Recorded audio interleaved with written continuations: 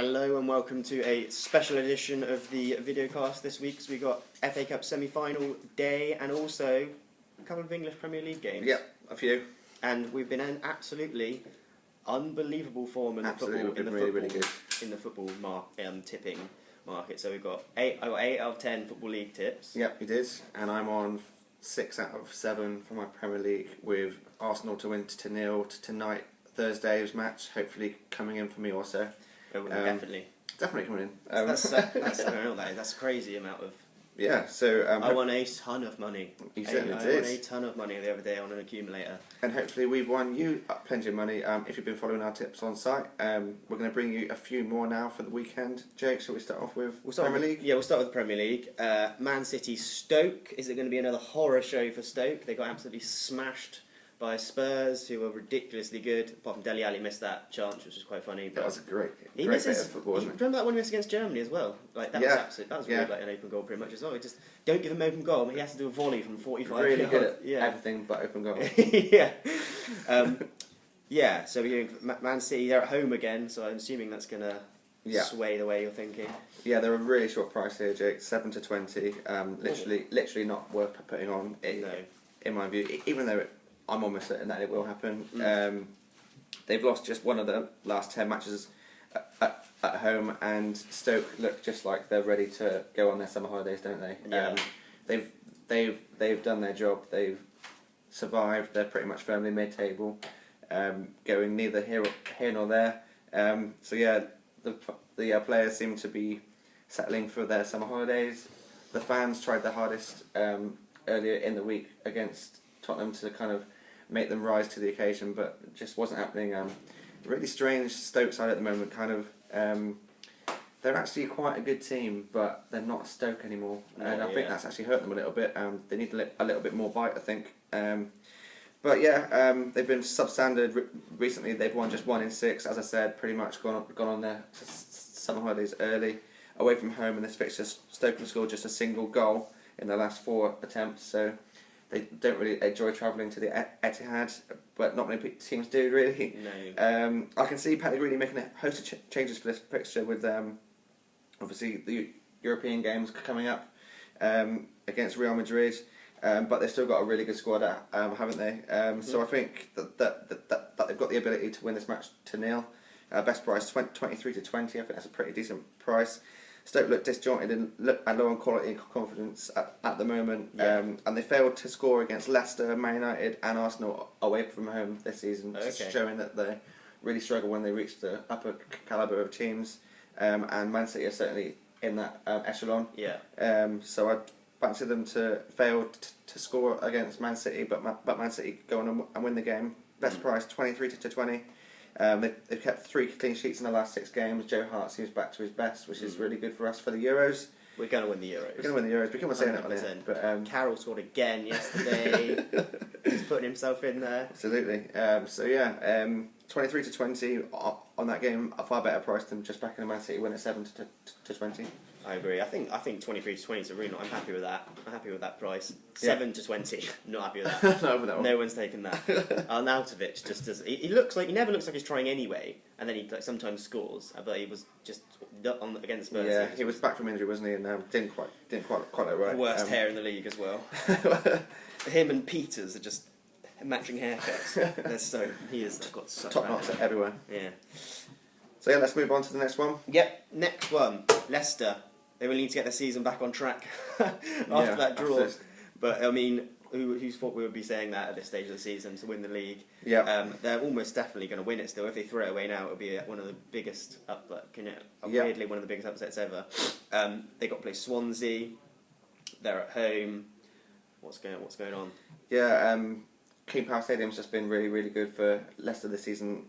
As is every stadium, really. They're just doing really, really well. They're currently unbeaten in 8 since that infamous Danny Welbeck last-minute winner at the Emirates. Doesn't that seem a long time ago now, Arsenal fans? They've actually won their last 4 matches at home against Swansea, so that's a decent start to looking into the stats to back Leicester in this game. Swansea have got little to play for. They've pretty much survived now, haven't they? After a difficult campaign, Yeah. They look as though they've pretty much done it now. They got thumped by Newcastle 3-0 on the weekend, which was a poor performance and a poor result. They've only won 2 wins in the last 13 away games, so it's all looking like a fairly straightforward home win for Leicester. 5-6 best price there, and I think that is a decent shout. The pressure is on Leicester, so it could play into Swansea's hands a little bit that they can play without fear.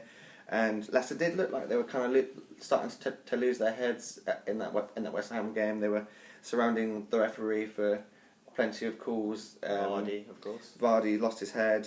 Drinkwater was in particular losing his head quite a bit, I thought. So that's a bit of a worrying sign.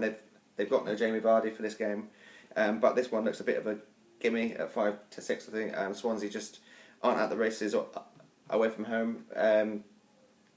This is a really good opportunity to kind of tag Tottenham back a little bit, because they look like they've got the impetus now a little bit. Tottenham after their match at Stoke, they were really buoyant and kind of saying, Leicester City, we're coming for you. And if they win this game, then that kind of pegs them back a little bit. With another fixture down and 3 points in the bag, and I think they'll just about do it with their decent defensive record. And somebody can get that goal, whether it be Mahrez or Okazaki. Someone can fill the boots of Vardy, I think. So 5-6 best price for a Swansea loss here. Seems a pretty decent price. Yeah, I mean, top of the league, Leicester, Swansea, who have nothing to play for and just got beaten 3-0 by Newcastle. Yeah. Leicester are at home and they're 5-6. Imagine if it was even Chelsea or just anyone. Southampton would probably be absolutely probably the worst price. 4-6, I would say, wouldn't be a good price. It's a little bit too short, but 5-6, I think it's a fair price and one worth taking on. Okay. Now we're done with the Premier League now. We're moving on to FA Cup semi-final, where it just starts about to get interesting. Absolutely. There's a little bit of in the middle of the FA Cup where it gets a bit boring. Third round is always interesting. It's good when there's weird teams in there. But now we've reached Wembley. Now we've reached Wembley, and it's going to be a great atmosphere. First game, Man United, who have really stepped up recently. I mean, they're scoring a few more goals than they were before, not letting any goals still at home especially. And Everton, who are letting in a lot of goals, and Martinez is really on the rocks now. I don't know what price he is to go, but I think he's probably up there. Surely he's top of the next to leave in the Premier League market. Everton absolutely imploded at Anfield last night.